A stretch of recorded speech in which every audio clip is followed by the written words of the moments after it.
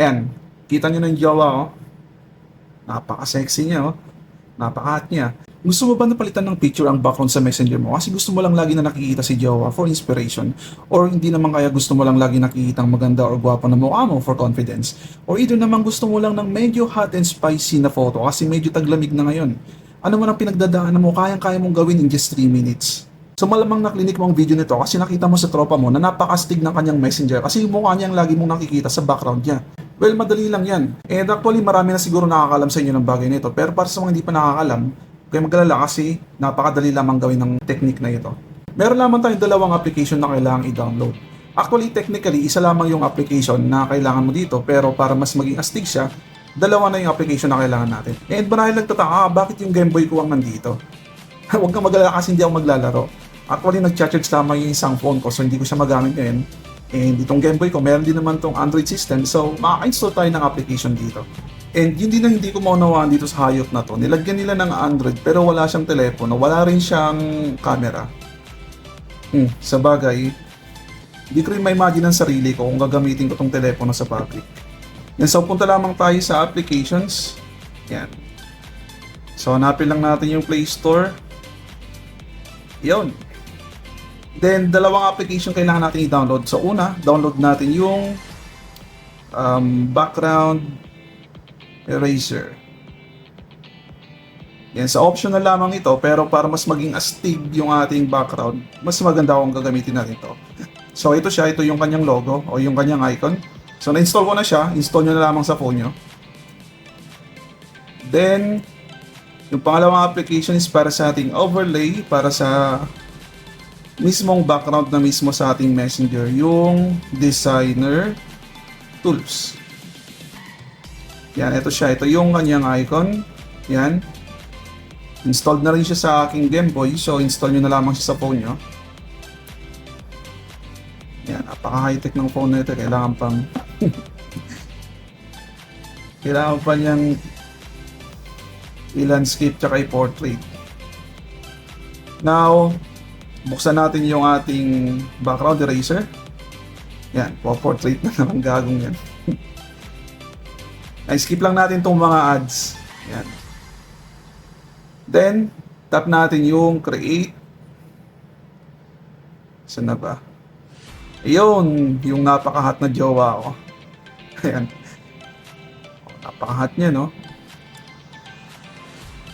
Kahit taglamig, hindi ka lalamigin. And pwede mo rin siyang i-adjust, yan. Oops, halika rito. Ba't nagtatago ka sa akin? Hey. Pinapahirapan mo ako, wala kang bonus sa akin mamaya. Naulitin ko na lang.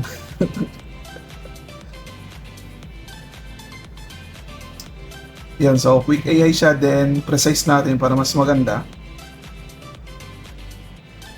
Also, hindi pwede yung precise cut out. Okay.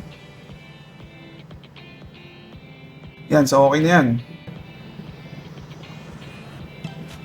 Yan, tap lang natin yung check. Then, save. Para naman may inspiration tayo palagi.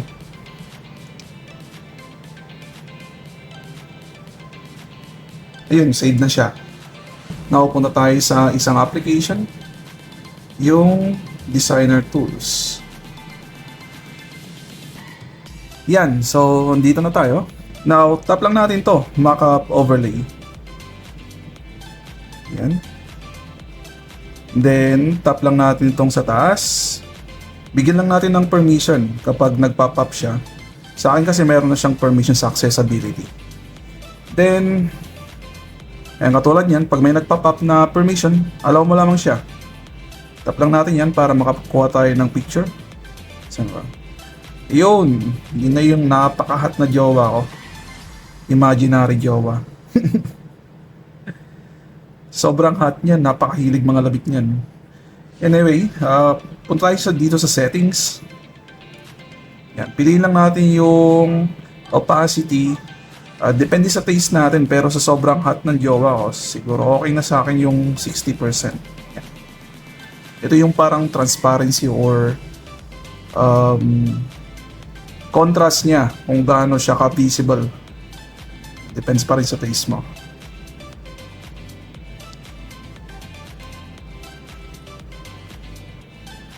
Yun. Yun. So, kung kita nyo, ayun na si jowa ko. Lagi ko na siyang nakikita. Kahit meron akong pre-installed na wallpaper, makikita mo pa rin yung kanyang overlay. It reminds you na kailangan mo magsikap. Ayan o, kita nyo? Yun. Ngayon, kung pupunta tayo sa ating application, sa ating messenger,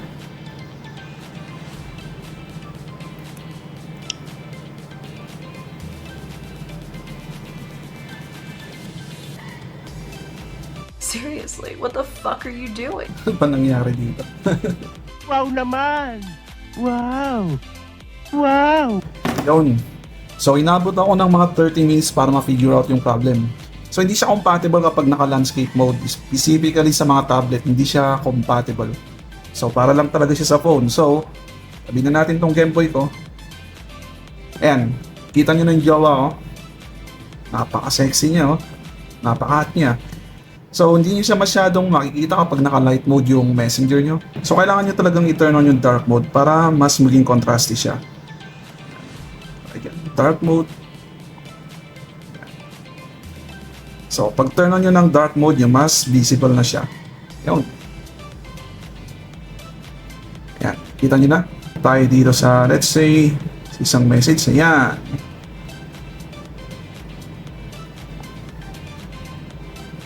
Yun. Stick, di ba? Yan, so hanggang dito na lamang ako guys, and I hope na nagustuhan nyo yung video tutorial na ito. And kung may questions kayo, please drop the comment below and hit the like button. Make sure to subscribe and hit the notification bell para ma-notify kayo sa aking mga upcoming videos. Again, see you next time. Technobird signing out.